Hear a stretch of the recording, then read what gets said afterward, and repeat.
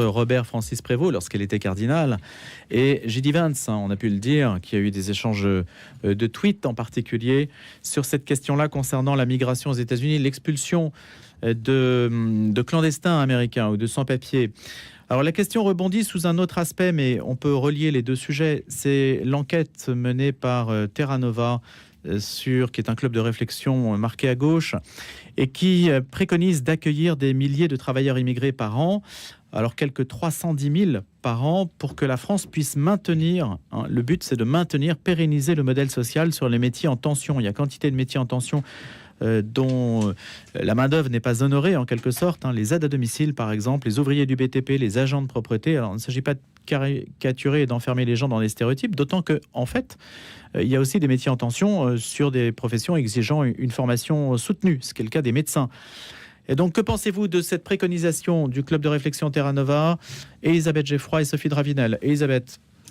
J'avoue que j'étais assez surprise qu'ils osent presque faire cette proposition-là. Alors, surprise à moitié, mais quand même, je trouve qu'il y a une sorte de culot et de décalage qui est incroyable avec la réalité et même avec les enquêtes d'opinion et la réalité, effectivement, qu'on observe tous avec nos yeux. C'est-à-dire que j'avais l'impression qu'on commençait quand même à avoir une forme de constat partagé ou de consensus relatif dans ce pays sur le fait que malgré tout, il y a un problème avec une immigration pas tout à fait assez contrôlée, et notamment en invoquant des questions de nombre. Donc, quand ils disent on va faire une immigration choisie, mais que l'immigration choisie concerne 300 000 personnes par an, on comprend qu'on n'est pas du tout en train de résoudre le problème, et bien loin de là. Le modèle français, pour l'instant, est encore un modèle assimilationniste. Et je pense que les Français, ils sont très attachés. C'est pas simplement que c'est inscrit dans notre Constitution, c'est que je pense que c'est un modèle qui nous est cher, même si aujourd'hui il a du plomb dans l'aile. Mais le propre du modèle assimilationniste, c'est que c'est une proposition qui est généreuse. On propose à celui qui vient de devenir complètement une personne intégrée à la communauté nationale, qui devient l'un des nôtres comme n'importe lequel d'entre nous. Mais c'est aussi une proposition ambitieuse, exigeante, qui demande forcément du temps long, qui ne peut pas fonctionner sur un nombre trop élevé de personnes, et qui demande des structures intégratrices qui soient en forme, qui soient vigoureuses. Or, aujourd'hui, on voit bien que toutes ces structures intégratrices sont complètement par terre. L'école, les services publics, le service national qui n'existe plus, les syndicats, toutes les associations de quartier, etc. Enfin bref, tout ce qui pouvait faire l'intégration, aujourd'hui, l'assimilation, aujourd'hui est en panne. Et ce qui est incroyable, c'est que je trouve que on sent que derrière ce faux choix de l'immigration choisie, il y a une hypocrisie immense, et c'est l'alibi de tous nos renoncements. C'est une expression qui était dans une tribune du JDD que Arnaud Poulain a publié hier, je crois, et j'ai trouvé que c'était exactement ça, l'alibi de tous nos renoncements. Le premier renoncement, c'est quand même le renoncement à relancer la natalité française. Terra Nova explique qu'on a un problème de vieillissement en France et que donc il faut de nouveaux actifs. C'est ça le fond de leur raisonnement. Mais si le problème c'est le vieillissement de la population, la solution c'est quand même leur rajeunissement. Donc effectivement, essayer de jouer sur la natalité et donc retrouver un certain rapport à la démographie, inciter les familles à avoir d'enfants. Mais ça veut dire de la dépense publique. Ça veut dire de la dépense publique, mais c'est quand même le nerf de la guerre. C'est la condition même de notre existence. Et qu'est-ce qu'un pays qui n'a plus la volonté de perpétuer la chaîne de ses générations, qui n'arrive plus à se projeter dans l'avenir, qui n'arrive plus à vouloir persévérer dans l'être par lui-même? Et alors, qu'est-ce que vous proposez en matière de favoriser la natalité, Elisabeth Lejeune? Déjà, il y a une question de mentalité. Je pense qu'il faut beaucoup jouer sur les mentalités. Et d'un point de vue concret, il faut jouer sur tout ce qui permet sur les mentalités. Juste pour poser le cadre général dans lequel je dis ça, c'est qu'aujourd'hui, quand on fait des études statistiques, on se rend compte que les couples ont moins d'enfants en moyenne qu'ils ne voudraient en avoir. Donc ça veut dire qu'il y a une demande en France des couples d'avoir plus d'enfants. Donc il faut aussi pouvoir jouer sur les conditions matérielles, c'est-à-dire évidemment la compatibilité entre la vie professionnelle et la vie familiale, que les jeunes parents aient une plus grande souplesse dans le monde du travail. Il faut rejouer sur la fiscalité. François Hollande et d'autres avant lui avaient complètement détricoté ce qui était notre politique familiale. Il faut évidemment la reconstruire. Visiblement, ça n'avait pas beaucoup d'effet. Après la guerre, scientifiquement, les études ont montré que ça avait un effet très limité sur la natalité. Et pourtant, il y a d'autres études qui ont aussi montré qu'avec les mesures prises par François Hollande, il y a eu un effondrement de la natalité qui a immédiatement précédait les mesures qui ont été prises par François Hollande. Qui ont été bien prises. Ça a été un catalyseur énorme quand même. Ça précédait, la chute précédait largement. La chute était une chute de toute façon constante, mais il y a eu vraiment une accélération et un effet catalyseur. Non, je ne crois pas. Donc, moi, j'avais en tout cas lu ça, et Et je sais parce que les ce qui est sûr, c'est que les politiques familiales ont des effets limités. Ça, je vous l'accorde tout à fait. Mais elles ont des effets. Donc, on a un point de catastrophe où, de toute façon, il faut jouer sur tous les leviers qui existent. Et quels sont les autres leviers pour vous alors ? Je vous dis, beaucoup jouer sur la vie, la compatibilité entre vie professionnelle et vie familiale, améliorer les conditions de mode de garde. Aujourd'hui, il n'y a pas un seul jeune parent. C'est plus facile pour les grosses entreprises. Bien sûr, que pour les petites. Écoutez, moi je suis à la tête, enfin je suis pas à la tête d'ailleurs, j'ai rejoint mon père dans une toute petite entreprise, nous sommes 2 et je trouve une souplesse immense et simplement oui, il faut accepter de travailler parfois sur d'autres horaires et s'adapter, mais ça existe. Et ensuite, il faut jouer, on sait très bien, essayer d'aider les jeunes familles pour le logement. Le logement aujourd'hui, c'est devenu le nerf de la guerre et beaucoup expliquent que c'est la question du logement qui les empêche d'avoir l'enfant supplémentaire et ainsi de suite. Donc il y a quand même des mesures politiques, par exemple, des choses comme ça. Des prêts à taux zéro, des choses comme ça. Après, c'est aux politiques de décider la cuisine politique, mais ce qui est sûr, c'est qu'on est face à un problème démographique monumental, on n'atteint plus le seuil des générations, et aller expliquer que, alors qu'on a déjà un problème avec l'immigration dans ce pays, dire on va résoudre un problème par en alimentant un autre problème, ça me semble être absolument absurde. Moi, ce qui m'étonne, c'est de fait, il y a un sentiment dans l'opinion publique, et vous le relevez avec justesse, mais moi, ce qui m'a intéressé dans ce travail de Terra Nova, c'est aussi l'étude Credoc pour Terra Nova et Voyageurs du Monde qui montre à quel point les Français sont mal informés sur l'immigration, justement. Et ce qui est impressionnant, ils le disent, que les Français sont mal informés, disent-ils, je cite, dans des proportions spectaculaires, supérieures encore à ce qu'on pouvait attendre. C'est-à-dire que, et notamment sur la perception de l'immigration, et c'est comme ce que l'on nous dit sur la question de la sécurité, il y a les problèmes de sécurité et il y a la perception des problèmes de sécurité. Et c'est le gap entre les deux que moi je trouve assez fascinant, c'est-à-dire qu'il y a des problèmes effectivement qui peuvent être associés à l'immigration et la perception de ces problèmes-là. Et quand on voit que le taux d'immigration était de 5% en 1946 et qu'il est de 10% aujourd'hui, est perçu comme étant à 20-25% par les personnes interrogées, on comprend effectivement l'influence de toutes les campagnes relatives aux problèmes qui serait causée par l'immigration. Et donc, c'est toujours le gap entre la perception et la réalité. Et c'est cette question, par exemple, est-ce qu'on sait que l'AME, sur laquelle qui est l'aide médicale d'État, sur laquelle on glose tellement et tellement et tellement, représente 0,5% des dépenses relatives des dépenses de santé. Et ça, c'est très intéressant pour moi parce que ça dit beaucoup de notre difficulté à vraiment bien mesurer les problèmes. Et aujourd'hui, effectivement, ces 300 000 personnes qui sont là, qui est ce chiffre entre 250 et 300 000 d'ici les dizaines d'années qui viennent. C'est une recommandation. Absolument, c'est une recommandation. C'est ce qui est calculé pour maintenir notre système social. Ça dit aussi beaucoup sur la difficulté de ceux qui sont au chômage ou qui sont en situation de recherche d'emploi d'une façon ou d'une autre à rejoindre ces métiers en tension qui sont extrêmement difficiles, qui sont extrêmement compliqués. Effectivement, vous savez, en France, qu'un médecin sur 5 a obtenu son diplôme à l'étranger, mais que toutes les personnes qui travaillent dans le BTP, toutes les personnes qui travaillent dans l'hôtellerie, eh bien, écoutez, ce sont des métiers visiblement que d'autres ne voudraient pas faire. Et là, ça nous dit aussi beaucoup sur notre acceptation de ces métiers extrêmement difficiles et que personne d'autre ne veut, et que seules des personnes issues de l'immigration acceptent de prendre, et on est bien content qu'ils les prennent. Mais n'est-ce pas un peu dégradant pour ces personnes, justement, de les assimiler à ces métiers? Mais surtout, il y a ça a l'air de dire, moi, c'est un métier qui n'est pas assez digne pour moi. Et en revanche, il l'est pour vous. C'est une question qu'il faut poser à ceux qui ne le veulent pas les occuper. Ouais. Et il faut une question qu'il faut poser aux syndicats de l'hôtellerie et de la restauration, de voir quelles sont les conditions de travail offertes à ces personnes. Bien sûr, et là-dessus, la proposition de Terra Nova, c'est une façon de ne pas régler ce problème-là, qui est celui des conditions de travail, du regard social qu'on porte sur ces emplois-là. Et en fait, c'est continuer c'est perpétuer le problème et perpétuer l'état de fait actuel, si vous voulez. C'est le fait de dire on ne va pas les revaloriser, on ne va pas monter les salaires, donc il faut bien une main-d'œuvre corvéable à merci qui accepte les salaires. Non, mais il y a des métiers qui sont difficiles et qui resteront difficiles. Bien sûr, mais ce que je veux dire, c'est que la difficulté, elle est là. Mais on est dans un pays où il y a 7,5% de taux de chômage et on explique qu'il faut aller chercher des travailleurs à l'extérieur, parce que comme vous dites, justement, c'est les métiers qui ne sont plus estimés assez dignes pour nous. Donc il y a quand même un problème de vision du travail qu'il va falloir affronter plutôt que de se contenter d'être l'espèce de solution facile. Vous estimez, parce que Elisabeth Geoffroy est clairement opposée donc à ces 300 000 personnes, enfin au fait qu'on recrute 300 000 personnes en France. Vous, qu'est-ce que vous en pensez, Sophie Dravinel, directement sur cette question? Vous estimez que c'est une bonne recommandation? On doit passer par autre chose, avoir d'autres leviers, ou je pense qu'il faut. Ça va dans la logique des choses. Je pense qu'il faut cumuler les deux, c'est-à-dire faire évoluer les conditions de travail de ces personnes-là.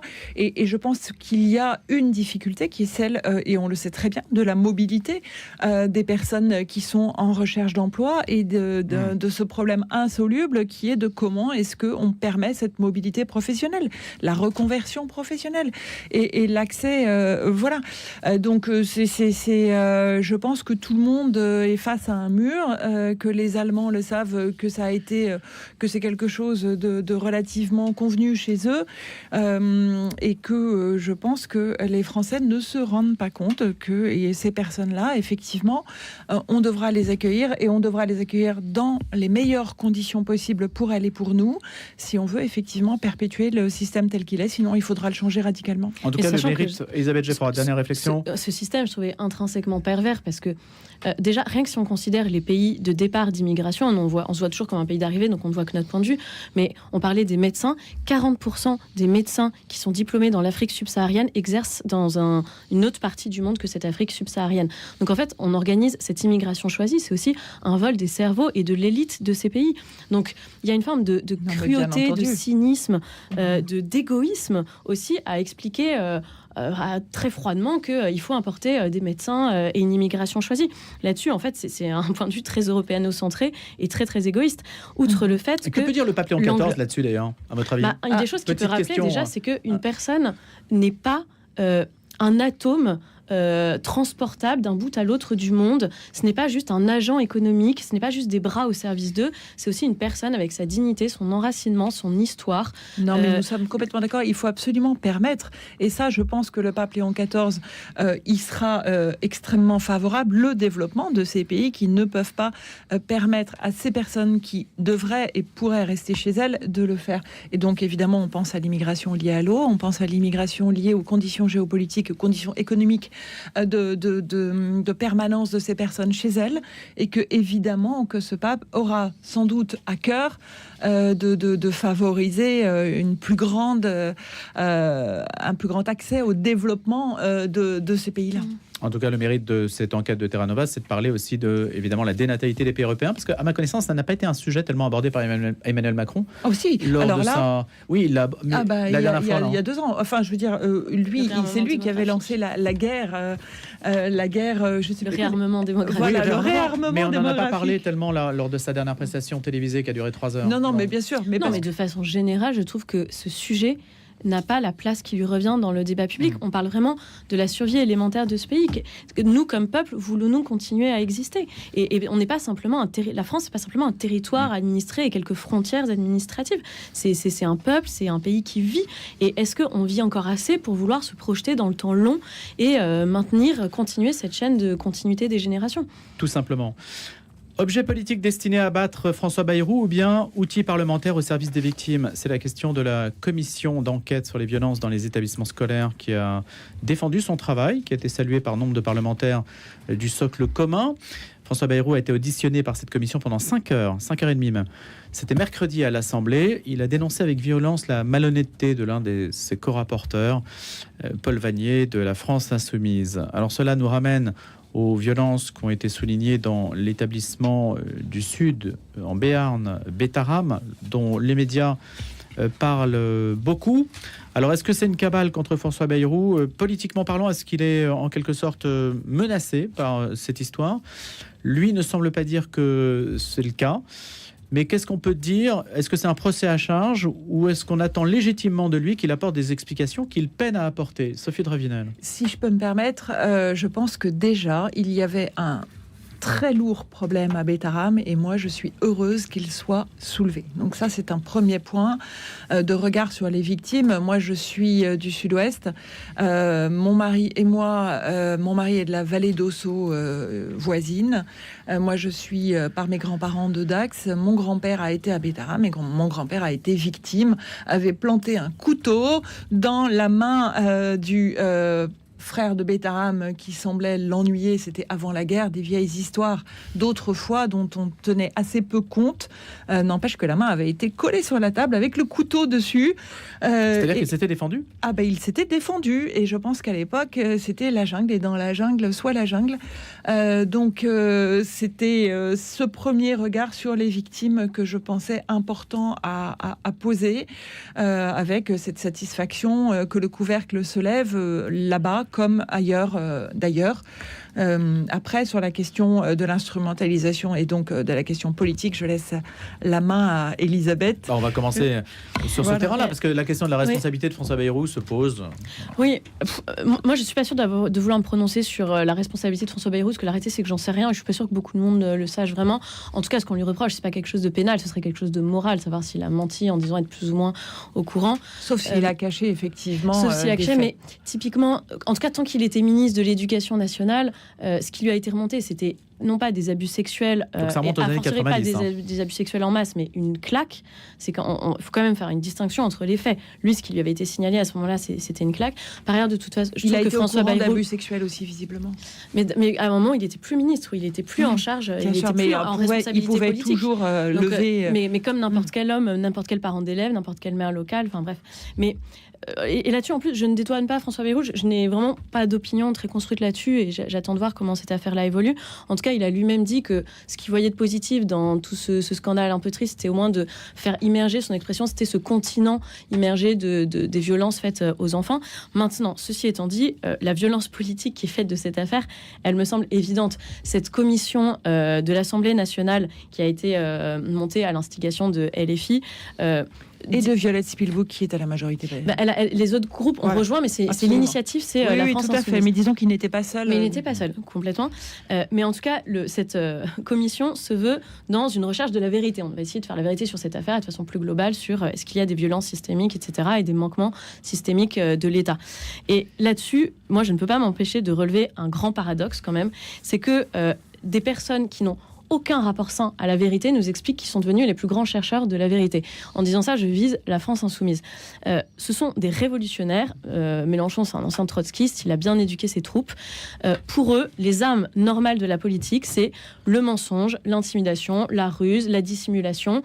Le héros des mains sales de Sartre, le héros révolutionnaire, disait « Ce n'est pas en refusant de mentir que nous abolirons le mensonge, c'est en usant de tous les moyens sont bons. » Là-dessus, franchement, la France insoumise, je pense qu'elle ne se cache pas de reprendre cette doctrine à son compte.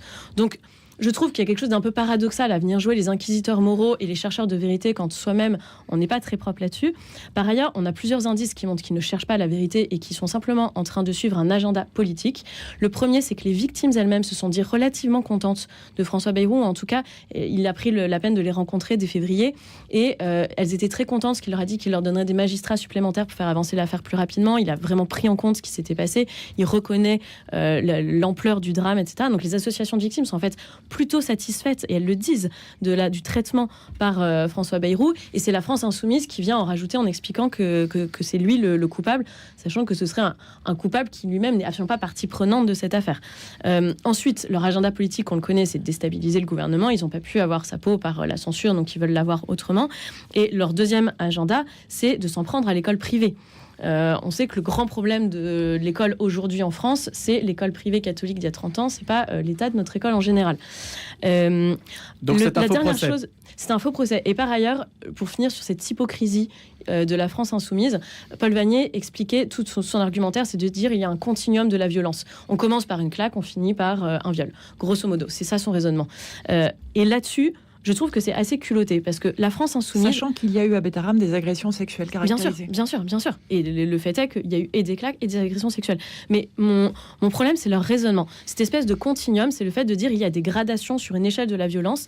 Et en fait, en faisant l'une, on passe un peu automatiquement à l'autre. Là-dessus, je refuse ce raisonnement-là. Il y a une discontinuité dans la violence. Une injure, ce n'est pas un viol. Une intimidation, ce n'est pas un assassinat. Mais il y a des signaux qu'il faut regarder précisément, et des signaux qui nous conduisent dans des cas aussi dramatiques que la communauté traditionnaliste de Riomont, où on voyait des images pédopornographiques chez les prêtres qui étaient en charge de ces jeunes enfants, et où on voit que la violence chez les enfants entre eux, puisque c'était la question à Bétarame, celle posée d'ailleurs aussi chez les scouts, qui utilisent cette pédagogie du plus grand en charge du plus jeune, et que cette question de la violence physique qui se transforme en violence sexuelle est régulièrement posée.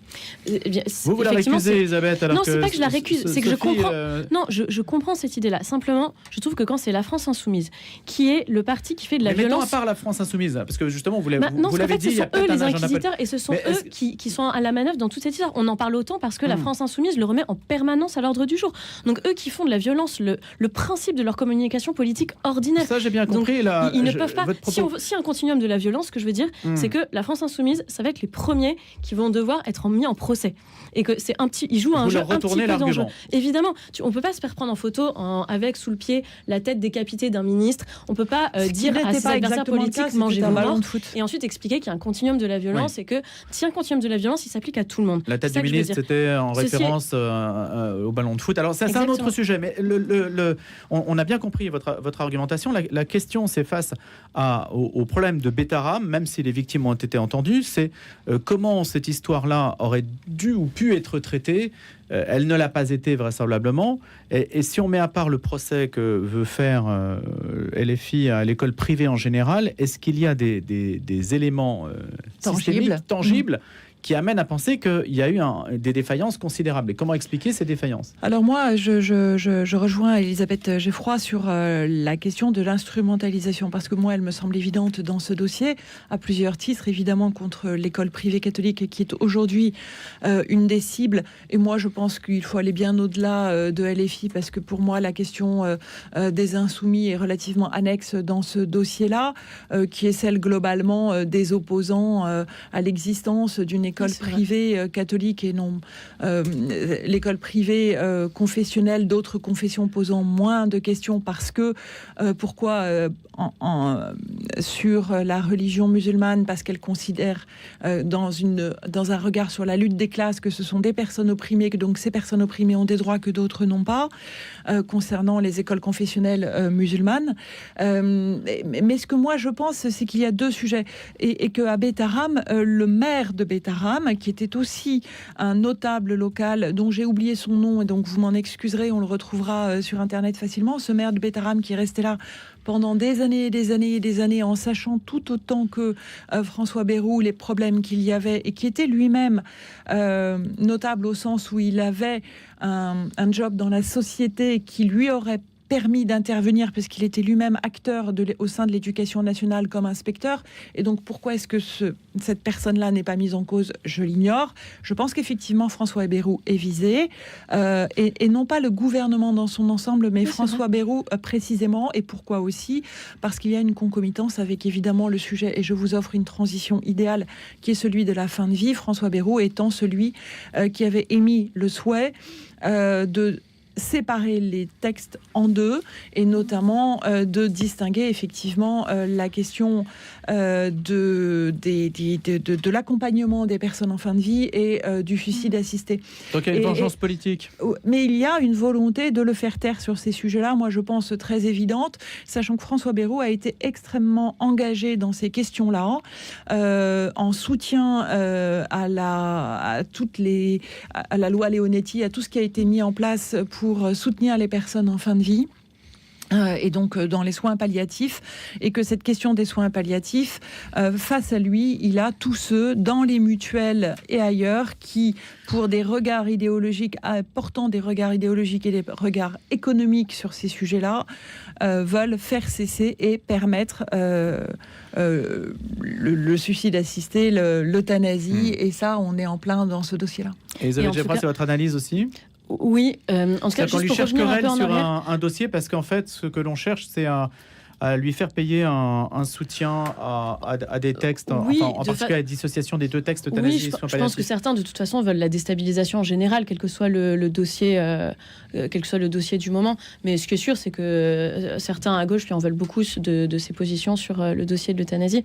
En tout cas, simplement pour compléter ma position, je rejoins tout à fait Sophie sur le fait que, en tout cas, dans l'affaire de Betaram et probablement d'autres qui vont émerger, il y a des défaillances structurelles et à tous les niveaux. Au niveau évidemment de l'institution concernée, c'est quand même incroyable qu'autant d'actes aient pu être commis sur autant d'années. Y compris à l'étranger, Elisabeth, tous les frères de Betaram qui ont été présents en Afrique, qui ont été présents en Asie, qui ont été présents même ne serait-ce qu'en Angleterre, et les enquêtes qui ne peuvent pas être montées, et le peu de moyens que les frères de Betaram ont consacrés au soutien ou à la recherche d'éventuelles autres victimes ailleurs. Et là, il y a une responsabilité non seulement de l'Église française, mais de Rome, dans la mesure où ce sont aussi des congrégations religieuses.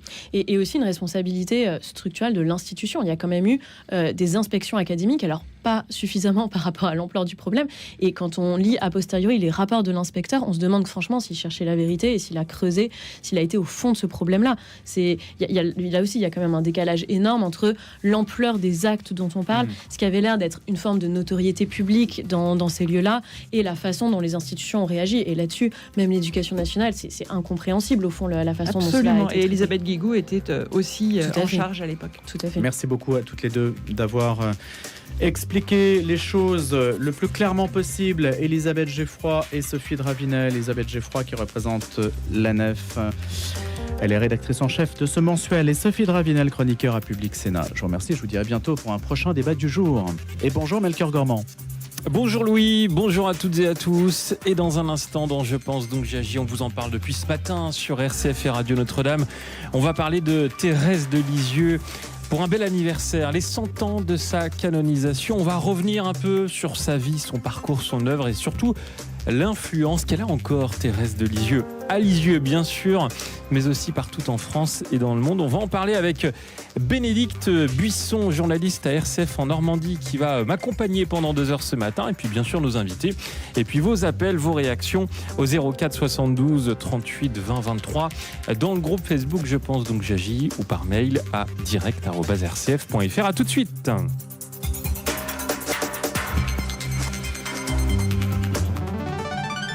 Portrait. Bonjour, c'est Simon Tatro. Portrait, c'est tous les jours à 12h15, un quart d'heure en tête-à-tête pour découvrir une nouvelle personnalité, son parcours et ses engagements. Qu'ils soient artistes, reporters ou responsables associatifs, ils nous racontent leur expérience et ce qui les anime. Portrait, c'est tous les jours à 12h15 et 19h30. Tous en scène avec l'Académie du Palais Royal. 300 chanteurs et instrumentistes dirigés par Jean-Philippe Sarcos vous feront redécouvrir les musiques de films parmi les plus emblématiques. d'Ennio Morricone dans Mission, à John Williams dans Star Wars, en passant par Le Seigneur des Anneaux d'Howard Shore, mais aussi le grandiose final de la 9e symphonie de Beethoven dans L'Orange mécanique de Kubrick. Rendez-vous les jeudis 22 mai et 5 juin à 21h au Cirque d'Hiver. Billetterie à partir de 10 € sur académie-2-musique.com. Radio Notre-Dame, nos émissions vont reprendre.